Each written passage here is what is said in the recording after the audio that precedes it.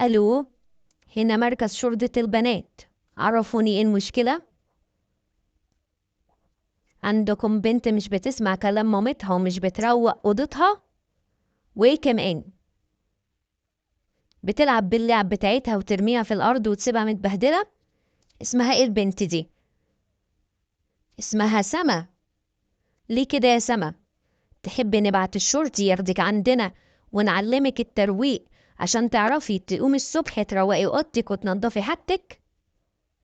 أيوة، احنا نقعد معاكي شرطية تقعد تعلمك الترويق لحد ما تتعلمي تروقي أوضتك وحاجتك بنفسك.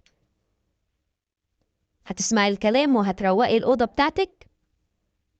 ولو ما سمعتيش الكلام ماما هتتصل بينا وهنبعتلك الشرطية فورا. خلاص اتفقنا، دي آخر فرصة ليكي.